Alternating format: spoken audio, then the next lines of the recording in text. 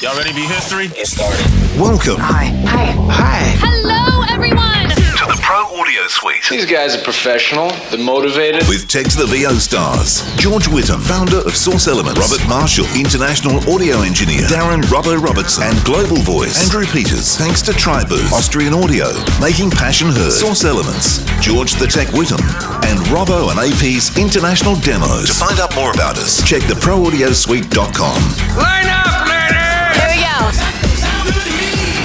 And welcome to another Pro Audio Suite thanks to Tribooth. Don't forget the code TRIPAP200 to get $200 off your Tribooth and Austrian Audio, making passion heard. For those of you who are listening, because we have no pictures, so you have no choice, but I'm sitting in a new space at the moment because I've been pulling my studio apart and finding some very strange things that I still can't work out why I bought in the first place. But anyway, they're all getting stacked up in the corner. There's that doob I lost the other Friday night. Oh, God. Yeah, covered in mouse droppings, right? Yeah, exactly. Ew. But, Sorry. yeah, no, that's not good.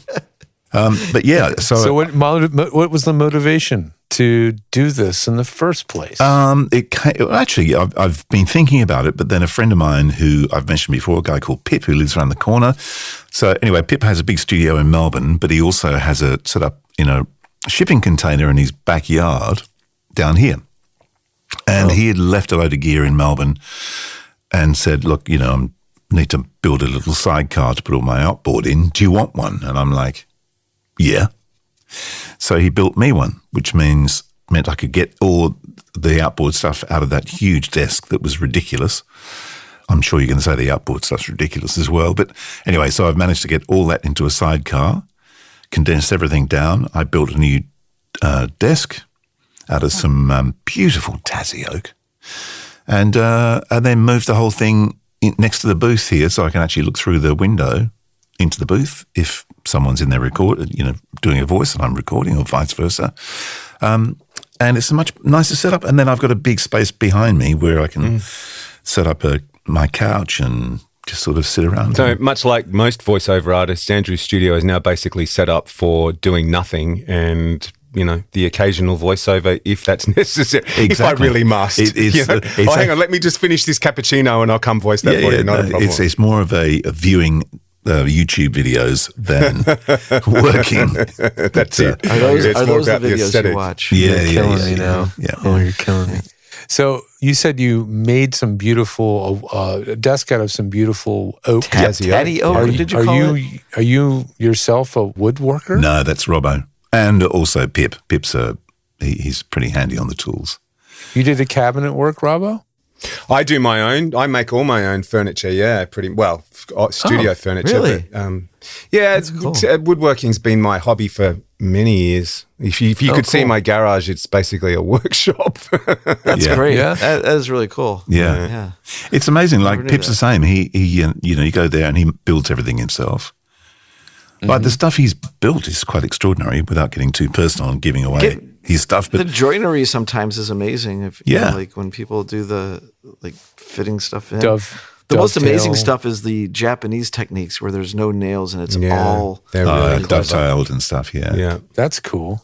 I found I very dangerously found a timber place near me completely by accident. A couple of weeks ago, I was driving the boys to their soccer game on a Saturday morning and drove past this place, went, oh, look, there's timber in there. I must come back and have a look. And I was driving past there the other day and went in and they've got like all this reclaimed timber from 200-year-old buildings and all that sort of stuff. Wow, and I was walking in there because I want to redo my studio. And I was walking there the other day going, oh, look at that. Wow, imagine what you could do with that. Oh, look at that.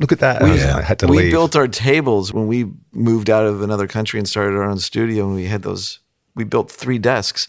But what we did is we found on Craigslist an ice rink was being torn down, and we got the rafters of this ice rink. Which was that's cool. Yeah, Douglas fir. Yeah, I mean, we were carrying this shit up a staircase. We felt like Jesus because, freaking 12-foot long, just crazy planks of wood. We had so much of it. We built 3 tables that were 8 feet long and just bound it all together and plane sanded it. Clamped and glued. Yeah. Yep. And we had stuff to give away after that. A mate of mine made a table from reclaimed timber. It was the old pylons from a ferry wharf in Sydney Harbour. They replaced the pylons and recycled the timber, and he cut slabs from that and made a tabletop out of it. It was beautiful. Yeah, really stunning. Nice. Can I tell my reclaimed wood story? Yeah. Okay, it'll be quick. So my old place in Topanga, he had retaining walls to keep the hillside from running in down and taking out one of the houses because there was like 4 buildings. And when I moved in there, he said, I'll tell you the story about where this timber came from. And it's a long story, but I'll abbreviate it. It was the Santa Monica Pier. Oh, cool. Wow, that's cool. See, that's so cool. The pier had like taken a huge hit in a storm, and they knocked out a big section of it and took all that creosote soaked timber. Is that like oil that they soak it with? Yeah. Yeah, nasty That stuff's stuff, illegal right? now. You can't. Right. Yeah. So they were going to haul all that timber. He was driving along down PCH, saw the wood on the trucks, and he knew this job was going to be a big job. He had to sink all these pilings, to build these retaining walls. And he saw that, and he was like, holy crap, opportunity. This guy was the king, or is the king of like reclaiming stuff. Yep. And so he bought the lot. He stopped the driver, and he told the driver, I want the lot. And they're like, fine, you want the lot? You got to buy the lot. You can't take a third of this. You're taking the whole freaking thing. Because they were going to drive it to the desert and bury it in a pit. Wow. Not even kidding. So he had to buy the entire load of wood. But he would have sold that for a fortune, surely. I don't know. He must have sold some of it. In a way, it's like, why did he have to buy it? He just saved them all the gas. They should just. Yeah. I don't think he had to buy it at all. He had to take I should say he had to take the lot is what I meant to say. Yeah. So he was saving them money, and he was getting all this free wood, but getting it to his house is a whole nother story, because planks of wood are heavy soaked in creosote is much heavier. Yep. Totally. So that was pretty wild. Yeah. But that's cool, man. I didn't know you had that hobby. A really good reclaim thing is bowling alleys. Yeah. I've seen desks. I've seen kitchen that'd be countertops. cool. Yeah, like they make just really good surfaces. And on a Friday night when you're bored, it gives you something to do. Yeah, exactly. It was funny because one of Meg's old offices in Melbourne, the building, they just reclaimed a basketball court and did all the floors out of a reclaimed basketball court, which is kind of weird because you've got like a blue bit here and a red bit there. And That's kind of what's cool about it, though. Yeah, it It's is. That's the Kind same of- thing. With the bowling alleys, you usually keep it intact, so the triangles, like, you're just, here's the section. But Isn't that shabby chic or no? shabby chic. It is. It's shabby chic. And the indeed. bowling alleys are also interesting because they're very thin. They're not like the planks are very skinny, actually, for some reason. Often. Yeah. Yeah. Well, this desk is interesting because I went down to the timber place to buy a slab of Tasmanian oak, and they had sold out. They didn't have any. It was a special order. And then Pip said, come by my joint and I'll have a look what's under my house. So we went there, and there was because it's a big building. He's got a big factory where his studio is. So as people have built, music studios in there and video editing studios in there and whatever. One of the studios, they decided to reconfigure the whole thing. The people had moved out, and it was one huge, long desk made of Tasmanian oak, funnily enough. And they were about to chuck it in a skip, and he's like, hang on, I'll have that. So he cut it into lengths of about 1.7, 1.8 meters and chucked it in his trailer and brought it home. So I got down there, and he said, have a look, see what we've got under the house, and pulled this piece out, which was covered in rat shit and rat piss, and some fucker had used some orange lacquer shit all over it. And anyway, it's amazing what a bit of a clean and a belt sander can do. Mm-hmm. Yeah. Nice. Yeah. There you go. I mean, it's really you belt sanded the rat shit into it. Right? History. That's the thing, though. Don't you find? And I actually know from working on other podcasts that there is some psychology to this. But sitting down at a desk that just feels good, you know what I mean? You sit down and your desk is tidy, and you look at the desk and you go, God, that's a beautiful desk. It makes you want to work. Yeah. I really find that. Aesthetics I do. are key. Yep. When you sit down, because the last 9 weeks I've been flat out, the boys know why, and I can't say any more than that, but I've been up to my ass in work, and my desk was a fucking shit fight. If you could have seen it, there was stuff everywhere, and over the weekend I cleaned it up, and I sat down this morning and actually went, wow, it was sort of like this weight off my chest almost. Oh, yeah. It's funny because I even want to take my Amic Big, which is, like this old analog desk. Yep. And I want to take the original armrest off of it and the sides off of it, which are these like kind of plastic, gooey, I don't know, like the 90s, kinda like that soft. And I want to put rounded wood sides on it, kind of make it look a little bit more like a Trident, if you know the look of a I know Trident exactly. board. Yep. And for some reason it's like, why? Like, what's the functionality in that? It's like, there's none. It just would look really great. Yeah. You know? Like, It's amazing, isn't it? Like even with this rebuild, because I had to pull everything down, so I had to find a new way of recording. So I went out and bought a new laptop, which we can talk about, because I bought a Mac Neo. Neo. Oh, you did, yeah. And I've chucked that in the booth because there's no fans and stuff, so it's perfect. So that's in the booth and I can actually work there. But it's also really cool for doing remote sessions where either you're doing Source Connect, which I'll probably do through this one anyway, but I can control stuff like we're doing a Zoom session where I'm recording at my end instead of, every now and then popping out to make sure the thing's still recording out here. I can do everything on the laptop, which is, but it's just made life so much easier. Streamlining. those things I think those Neos are a very good option for voiceover people. It's just the right amount of power, just the right number of fans. Zero. Like none. Yeah. I only saw them exactly. for the first time the other day. I was walking, I had to go and get a script made up, and I was walking through the local computer store or, department store while I was waiting for the script to get made up, and they were sitting out and I was walking in the Apple department. They're really nice. Yeah. They are. Yeah, they look pretty cool. I mean, you can always tell when Somerset walked in, first time to do a gig with the Neo sitting there, she went, I wonder if they're going to do laptops in that colour. What color did you get? The silver? Indigo blue. Indigo blue. Look at that. Yeah, it looks pretty cool. Looks Nice. good. And pretty cool interface too, from what I saw of your photos. Oh, the PASport VO. Oh, yes. Exactly. Yeah, exactly. No, that works really well. Works on the Neo. Yeah. Yeah, works on the Neo. There you go. Sorry, Toby. You know what I'm talking about. Yeah. Anyway, there you go. I'm glad it works well for you. I mean, every time there's a new system, a new Mac, a new anything, it's always like, is it going to work? And when something's built around a rock solid, proven chipset and firmware, unless there's like a sea change, like when things went from 32-bit base to 64-bit, that was a real, line in the sand. I have several products made by Sound Devices, the USB pre, that just were bricked. Yeah. Yeah, they don't work. The whole lot of the old really nice FireWire interfaces, you just can't get them to work anymore. No. Yeah. And that's a it's bummer, like, right? It is a bummer because sometimes they're like, oh, this is all I need. I know. I just reluctantly threw my old 002 rack out because I couldn't do anything with it. It was just like, well, no point. I just, being the pack rat, I just paired up the M Audio Pro Mix. It's like their version of a 002 with the faders. But I paired it back up with a G4 that I had working. I was like, there you go. You guys are a nice pair together. A My G4. God. I still use those things for remotes. Yeah. Like I did that whole, that Christmas concert with a G4.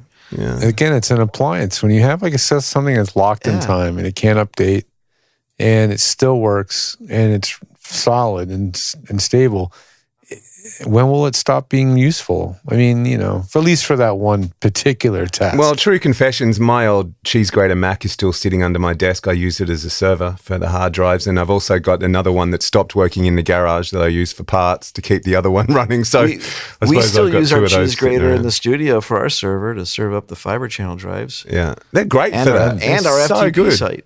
Yeah, they're really handy. Those were such great computers. Just open them up, 4 drive bays in That's them. right, exactly. Drag 3 them out, extra change them PCI over. slots, Yeah. like really easy to use. Like two front-loaded CD trays if you want it. Yeah, I only had the one, but yeah, that's the other thing that they're worth keeping for, because that's the only CD player or DVD player left in this house too. If I want to go back to anything that because God knows I still got a few bunches of CDs stashed away behind me in the cupboard there. How will you know when the project's finished, DP? Do you ever finish? That is a very good question. Do you ever finish building your studio? I don't think you do. No, probably not. But no, I think I think I will be getting close. As soon as I get that other bit of room finished, that's it. I'm done. Well, then you sell the house. And then we sell the house and have to start again, of course. Yeah, that's right. Exactly. Tell you what, this is getting my end's very crunchy. I'm looking at my waveform. That's something else I need to set up. Crunchiness. I'm hearing phasiness, but not crunchiness. Everything's good over here. Yeah. Just because you're far from the mic right now. Yeah. It's finally not my fault. But Yeah, Robert's got decent audio for a change. Far out. Yeah. You must be I'll have to tired. do something. It was really weird. I was like, who am I listening to right now? I'm hearing the full frequency spectrum of your voice. It's weird. You see, the thing is, you can't fuck with me anymore now because I can just regen it. So, you know, yeah. that's it. That's Exactly. right. Yeah, damn it. Speaking of regen, it's a tangent episode. How much is that being used now in production? Is that haven't making used waves, it, so to speak? I haven't used it for anything. That's Yeah. Yeah, I've had no need, to be honest. Yeah. The project I've been working on, it was one that I actually did keep regen in the back of my mind because it was one that could possibly go sideways because it was a whole bunch of stuff that was shot on a really fast turnaround, and I sort of had it in the back of my head that if anything shit came through, I'd fix it that way, but I had no need. That's good.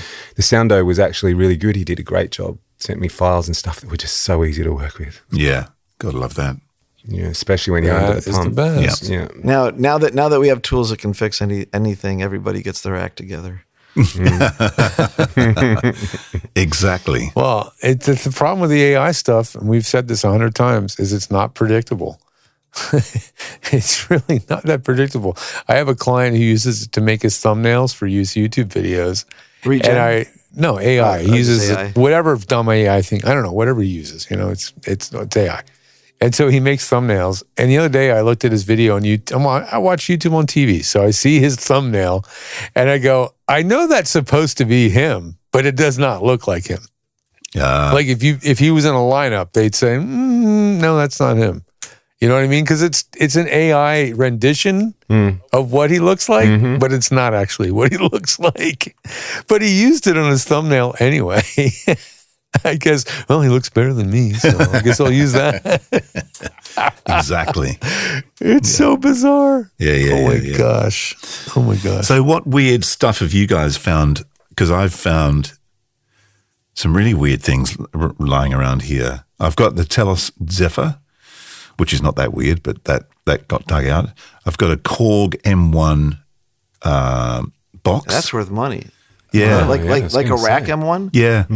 That's worth some bread. That's a classic synth. It's old enough now to be desirable again? Oh, gotcha. Some of those digital ones are starting to hit again. Like, for example, like a Roland D50, which is like the LA synthesis one. Right. A DX7 will catch some dough. But an M1, that's FM synthesis, right? The M1 was Korg's, I forget exactly. It was probably like wavetable, not necessarily FM. Oh, 'cause that might most have of been the- wavetable. Yeah. most of the FM stuff was Yamaha, like the SY55s, and they began combining FM synthesis with wavetable, like using FM for the. But I mean, the M1 itself was like one of the first like sample based ones where shit began sounding really real. You know, like holy cow, the M1 piano was like, I've got a piano. So if you want any, I forget who would be. Like maybe I remember we had Cure. one in high school. We had one in 1994, 95 range high school. Yep. And it was just the cool keyboard, you know? Yeah. It had the coolest sounding patches.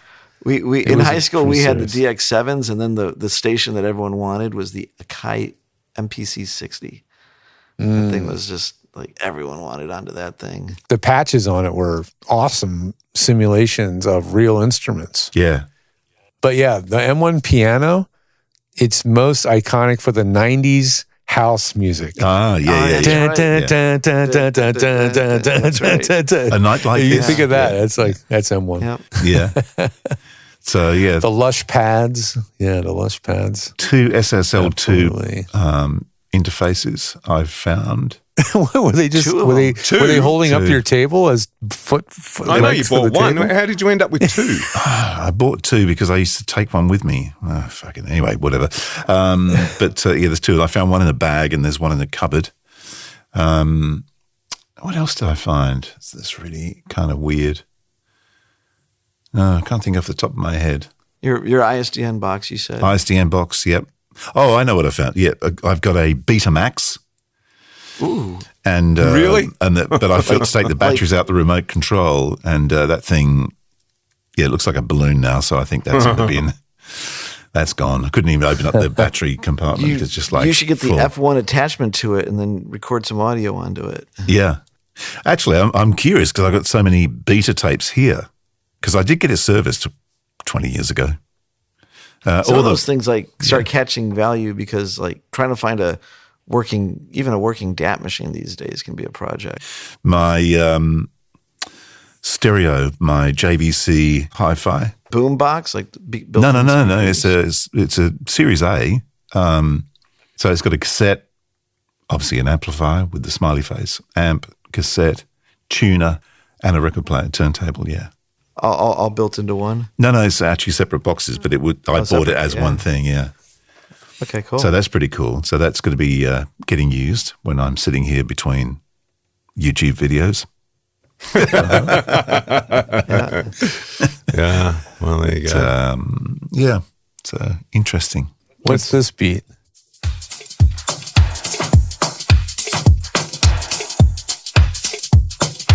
I don't know. I have no idea. Is that something from the M1? Is that something I should know? It said it was, but it says it was made with a Fruity Loop Studio Contact and Korg voice samples. Was it I don't Fruity know. Loops? Yeah. That's what it said it was. I'll tell you how you know the M1 is a classic because I believe they have pluginized the M1. Yeah. Oh, I'm sure. But who's licensing it? Korg directly, Korg. you think? Yeah, Korg. I think Korg is. Well, no, maybe not. I mean, who those guys? Arturia. Oh, Arturia. Yeah, they do all the classic synths and whatnot. Yeah. They've been beginning to model the digital ones. You know, like the Fairlight. They've got models of Fairlight makes a model, I saw that at NAMM. Someone had a Fairlight model. Someone also has a Synclavier model. It's like all the classics coming back. So I wonder what the M1's worth then. Probably worth a little bit less because it's the rack, but I'll bet you I'm gonna throw a guess and I'll go on eBay. I'm gonna guess that thing's worth $400. It's 400 US. Yep. Okay. Worth the hassle selling, in other words. Yeah. So I should ask you that, AP. What is your threshold of pain for selling shit? Very high. There's a certain price point where you're like, fuck it. It's funny. it's not worth my time. It's funny because I've got that big E-desk, which is the thing that I've had all the gear in, which is just ridiculous. Yeah. So Is it a single rack space or double rack space? It's a double. I'm looking at one right here on Korg M1 rack module with samples and popular Mexican music. I don't know why they say that. It's popular with Mexican music though. There's another guy trying to sell one for $450, so I was pretty close on that mark. But there's two of them on eBay. One selling for $950, $450, another one for $490. yeah. The Korg M3, which is not the M1, that thing's $180.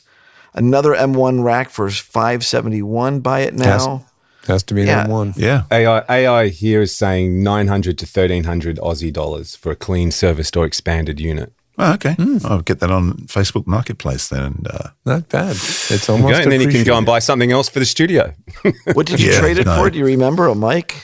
It sounds like you made a good trade. yeah. Well, it was actually an expensive mic though. It was a JZ Oh, yeah. It's probably a $900 mic. 47, I think I swapped it out for. So they're about 1,500 US, I think. Yeah, maybe. Let's see. JZV47 mic. While you're talking, I'll play back the entire drum kit from the M1. Thank you, George. Andrew, I think you made a pretty equal trade here. The V67 from JZ Yep. is a $650 mic. Oh, I did. That was what I swapped, the 67, because I swapped the 47 with a guy in Melbourne to get a 416. There's one in the box new that someone wants 1100 for, but Yeah. it looks like they're nice, not nice quite. too. Wooden box they come in, and very nice. Yep. Maybe there's another guy that seems to want $1,500. Maybe that one for. Is that buy it now? Or You is can that, want whatever the hell you want. All I ever look at is the completed listings. Yeah, yeah. Because I want to see what they actually That's sell true. for. Yeah, that's as a very opposed good to- point. That's I know in bicycle land, you've got stuff on there, and it's like, I know what I have. And you're like, okay, Yeah, no, you buddy. don't. yeah. Yeah. And at that price, you'll be keeping it, And man. the answer is you still have it. Yeah, that's right. There's dream and reality, the two different things. That's right. Yeah, so that's Exactly. there. And what else I found? I found a pair of Sennheiser in-ears. Yeah. Okay. Yeah, I remember us talking about those. Yeah, I forgot I had those. That they're lying around. Yeah, what else is in there? Some panties back there. What else? Only mine. Oh yeah, that's right. Y fronts. Yeah. I mean, the panties were used as a pop screen, right? That's what you're using them for. Yes, indeed. What did you think? As long as they're that's all. clean. Off the top of my head, that's all I can remember finding. Yeah. Oh, I've got so many mic stands. I have no idea why I've got so many. Music stands, I've got too many of those as well. You might have to record a choir one day. You Yeah, I never know. Well, I can certainly supply mic stands and music stands for them. That's right, exactly. Yeah, or an orchestra. I was or something hoping like that. to tell you what my weird thing that I found by just playing a sound from it, but I don't have any 9-volt batteries, Oh, damn so I it. cannot. Oh yeah. Andrew, I was going to say disappointing. you've got the Korg and you don't even have a controller for it. I've got a keyboard, so it goes straight into a keyboard. You do have a keyboard. Okay. Yeah, So it goes into that's a controller. it's a MIDI. Yeah, A MIDI. controller. Yeah, You have something with MIDI, yeah. Yeah, MIDI controller. yeah. What kind of keyboard do you have? That's a very good question. I can't remember. Sound something from memory. It's not in here. I put it into the shed because it was Oh, okay. taking up too much room. But there Sure. was a discussion had that because I know there's a guy in town who's desperate to get a studio because he had one in Melbourne, got nothing here, and he does quite a bit of post. And I'm kind of thinking, you know what? Maybe you would like to come and work from here for There you go. a price, and then just rent the joint out as well. There you go. It'd be less Live lonely, in a wouldn't you? Soundos town or something. Yeah. Everybody there. You just have somebody else around to talk to, wouldn't it? Yeah. Well, no, because I've become so fucking, Picky about how you have your stuff. you just can't be bothered talking to people. And also, they always do stuff that you don't want. Like, don't touch that. What are you doing? Why are you adjusting the levels on that? Or if the guy comes over to their work, you could be like, I don't like that sound. No, that Yeah. one's good. Yeah, Like, yeah, just start Yeah. And all of a sudden, I come in to do a gig, and it's like, where's that gone? Yeah. I know, Yeah. I know. Yeah, no. And the temptation would also be there to go, who the fuck voiced that? Yeah, What's that? yeah. Can that? Why can't he pronounce that word properly? I What's can going do on? better than that. Yeah, exactly. Yeah, exactly. Fuck, do you want me to go and do that properly for you, mate? I mean, come on, seriously. Yeah. Exactly. So yeah, it is tempting, but it could also be really annoying. Yeah, I think it would be. I think it would become do annoying. you have like I can't outside imagine. access? Can someone get into your studio without going through your living room or your? Oh yeah, Yeah, because yeah, it's he's a in a separate garage. building. Yeah, It's a separate building. yeah, I never knew that. Oh wow. Oh, yeah, Okay. it's posh. Yeah. yeah. Well, it was a garage, but it's not anymore. Yeah. But I know, because I yeah. thought about renting out my booth too, and it's just like the idea of people coming in and out of our I can't place. imagine sharing my space with anybody. There really wasn't yeah. that much traffic, right, George? No, there was none. Yeah. And then people need it when they need it. I'm like, oh, you need it now? Like, no, I'm no, at the no, no. beach. Yeah. I'm riding my bike. Yeah, I'm humping my girlfriend. That's right. I mean, and let's be honest. Let's be honest. If we're not in the studio, you're usually doing something else anyway. Because I mean, you know, you spend so much time in here that when you do get out, you want to go and do something. Yeah. About Yeah. you guys. but Sometimes I that's go how in the house and watch YouTube videos, but usually I do it from here. YouTube. YouTube videos. Did you guys see my new piece of equipment on the shelf right here? That you I guys can can't see a in the drawing or podcast? something. What's that? Is that an Etch a Sketch? Yeah, it looks like an Etch-a-Sketch, doesn't it? It looks like an It's like old monitor. Oh, yeah. It's like a computer vintage, monitor. like 14-inch computer monitor with the CRT removed and a picture of me poorly scrawled is that on a what you piece did? of cardboard. It's stuck That's in the middle funny. of it.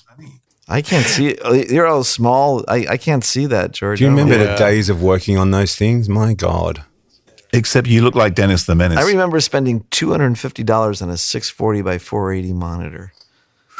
I remember spending $1,000 on a big 19-inch monitor that was a pain in the butt to carry. The thing was heavy. Well, I'll tell you what, I'll circle back to modern times. One of my clients has the Apple display, whatever the current one's called. Is it called the Studio display? I think that's what they call it. Not the Pro one that was like $5,000, but it's like a $1,600 Apple display. She's had to get it fixed twice now. Oh, geez. Oh, really? Really? Yeah. Wow. This is the absolute worst deal in all Apple products. While the Neo is an incredibly good value, the Apple display is a terrible value. I've never, it's like a lot of the Apple accessories, like the keyboards are really nice, but they're not nice enough for the extra price. Yeah. It's Well, like, the trackpad I can't replace because nobody makes a trackpad that does exactly what the Apple that's trackpad true. does. That's so true. that There I are can't some get away with. details. Like the Apple, if you look at an iPad and then they make this stand/keyboard for it, it's like, are you kidding me? I think that stand keyboard is like $400 or $300. It's like, forget it. Buy a MacBook Neo. Yeah. Like, Yeah. it's- Well, I got some crazy free stuff too. My client, I was getting rid of things that, he can't give his kids because he doesn't have any. He gets the stuff. So I walked out of his house with an Apple Hi-Fi. And if you guys don't know what that was, this is Steve Jobs, his baby. In 2006, he said, this is the only speaker I listen to. And he came out with the Apple Hi-Fi. It only has a line in on the back and a 30-pin iPod dock on the top. That's it. Fortunately, you can buy a Bluetooth adapter that plugs into the 30-pin. It turns it into a Bluetooth speaker, and I have one. I got it for $20. yeah. But so anything you have laying around that has that stupid 30-pin, Yeah. you can now breathe new life into Well, it. you've with just a solved my Bluetooth problem for adapter. me because I actually do have that issue. Well, there is also I can't believe it. I can't believe because I bought the 30-pin to Lightning adapters because that Alesis that you gave me. yeah. I got That's it what's on working. this thing. It was one of those clock radio things that you used to dock your phone on Yeah. next Yeah. to your bed. Yeah. And I want to use They're- it in the boys' bedroom because they want to be able to play music. And I've had this thing lying around forever. And I thought, great, it solves two problems. Gives them a clock in their room so they're bedtime, school time, blah, blah, blah, and all the rest of Yeah. it. And then I thought, how's that going to work? But I know. There you go. They're You've in just every solved my they're in issue. every hotel in the United States almost. Yeah, and they still have 30-pin adapter. It's 30-pin Yeah. thing. So yes, you can plop a Bluetooth adapter for $20 US and turn it into something useful again. So Steve Jobs didn't care about stereo. He just wanted Yeah. one speaker. nobody cares about stereo anymore. Tanae just went out and spent $700 on some JBL party speaker thing, right? Because she bought an outdoor movie projector, like right? the So one the big kids can 18-inch? when the kids have birthday parties. Yeah, it's like a big thing, and it's just one big speaker. Yeah. Like, no one cares Yeah. about stereo anymore. And what is it that's these true. days with putting freaking colors on the speakers? Oh, yeah. yeah, this thing I flashes in time, and Yeah. I think it's the dumbest. Like, let's make our speaker look cheap. Did it also come with a wireless handheld mic? yeah. Yeah, I know exactly what Yeah. they're selling at Costco in the States for $3.99. They sell Yeah, those. okay. Yeah, Yeah, that's about- that's those probably things the can same put here. out some serious bass. Oh, those things are loud. Oh man, Yeah. this thing's really loud. She connected it to our TV to test it. And I just thought I was to see how loud this thing goes. I just went crank, nearly blew my bloody head off. Yeah. you can do the Howard Stern thing with them. For those Well, who the know. hi-fi, Yeah. the hi-fi, I noticed wasn't as loud on batteries, which I expected, right? But I looked at the specs and I couldn't find any because Apple doesn't post specs, but the Russians do. So if you go to the Russian Wikipedia page found for me by ChatGPT, it said the speaker is rated at 300 watts RMS, 600 watts peak. Jesus. which is quite a lot for a It's speaker. not that big. Portable. It's a maximum output before distortion is 108 decibels. This is this pretty Apple speaker you're respectable. talking about? Yeah, it's That pretty thing loud. is serious. And What you is it, put an D 8-inch batteries speaker? in. An 8-inch No, or not 6-inch? even. It's got like a 6-inch or 5-inch driver in the middle for the bass, and then it's got one full range driver on each side for the stereo. And a tweeter or It's two-way, but it has Two-way. it's stereo, so it has a two-speaker, like a boombox. Yeah. It's the size of like a medium small boombox, and in the center of it is the woofer. Because this thing was $600 US, which is why it didn't sell. Everybody's like, I don't want a $600 speaker, but and this is before Bluetooth, and it wasn't that portable. Runs on 6D batteries, but it. you wait, you can't plug it in the wall? You can. You Yeah. can, okay. It plugs in. My client even had the bag for it. Nobody has the bag for it, Yeah. but I have the bag for it. And it has a flap that zips open so you can leave it in the bag and use it without it getting Does it beat have up. grill protectors for the speakers, or is it just tiers of speakers? Yeah. It's got a grill over the speakers. I mean, you guys can't see, but Yeah. here's the grill and there's the drivers. Oh, wow. Oh, it is Oh, no, I'm ported. sorry. It's ported. Yeah.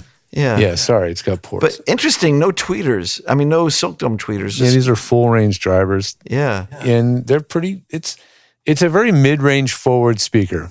I'll just Sure. tell you that it voices anything with vocals like clear. The vocals are Well, like for obvious really reasons, I guess. crystal Makes clear. sense. Like I was listening to Sarah McLachlan Yeah. lately. If you want to hear a nicely produced album, listen Oh, to that her stuff is good. Yeah. Yeah. latest album. Well, everything she's done is beautifully recorded and produced, but the latest album is particularly interesting. I was reading about it, I think in Recording or Mix or one of those magazines, and reading the engineer who produced it and hearing the detail of work that went into producing its tonal palette, just all the sounds. It's not just conventional instruments. There's like all kinds of layers of stuff. But anyway, it's a fun speaker. I don't know where I'm going to put it because I already have speakers in literally every room of my house times more than one. Where was Sarah McLachlan's album recorded? Was it in Canada? Most of that stuff's in Canada. I think. Yeah. Yeah, perhaps. I have It to was look recorded in the studio. Yes, it was recorded As in the opposed to a studio. bedroom. Yeah. Indeed, it was. Yeah. Yes, only the best. Only the best. My college engineer professor at Virginia Tech was obsessed with Sarah McLachlan even back then, and I think it was because this stuff was so beautifully. Yeah, I saw her Engineers. in concert play with the Chicago Symphony because Oh, nice. her keyboard player is a Source Connect user, and just one of those things. Every now and then, like there's some sweetheart person, and the guy remembered that we were in Chicago, and he's like, "Hey, I'm in town," and got some tickets, and I was like, "Let's go, Sage," and that was pretty awesome to see. Yeah. Oh, no doubt. She's a good performer. She's got a great voice. Yeah, beautiful sound, beautiful tone, interesting songwriting. Not everybody's cup of tea, but I sometimes I get past the songwriting just to hear the music. I think the doesn't- worst thing that happened with her is she got a little bit too associated with the look at this cute dog. Don't you want to adopt it? Oh, you mean her music just got Well, she got repurposed? used on some sort of spot for Save the Dogs. And it just got played into oblivion. Yeah. Yeah. But, was that Beating the Dog? Yeah.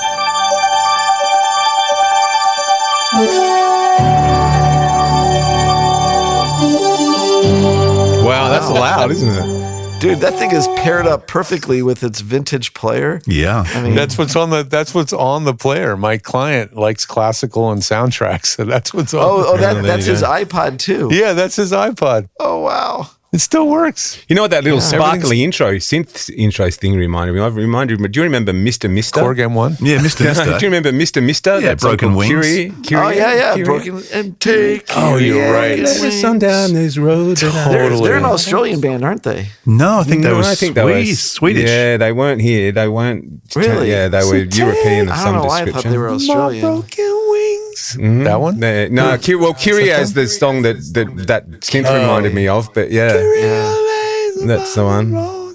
That's right. There was so much beautifully produced music of that era. They were in the club of trench coat wearing bass players. I don't know what it's like over there, but 80s music here has never gone away.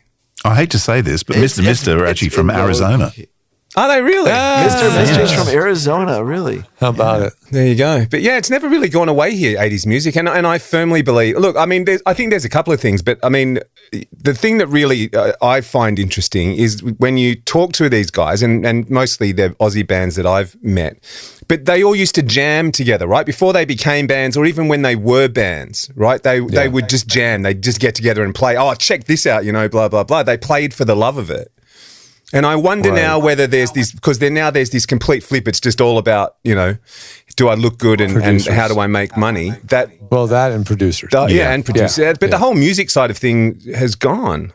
Yeah. There's not, I mean, the ones that are playing together tend to be more some of the metal stuff. Yeah. But the pop stuff isn't so, like the pop stuff is all overdubbed and built up by a producer more so these days than... But there's still some indie rock. I mean, you got to dig. Oh, I'm not bagging on the radio. Bagging current music completely. Yeah. But there's just there's no Eagles, there's no Beatles, there's nothing that has any longevity if you go back in the last 20 years. There's a couple, maybe Taylor Swift, I suppose, and a couple of others. But when you look back further than that, there's all these bands like AC/DC, Metallica, blah, blah, blah, you could name that have this longevity that's still existent today. But when you go back the last 15 years, there's really only one or two.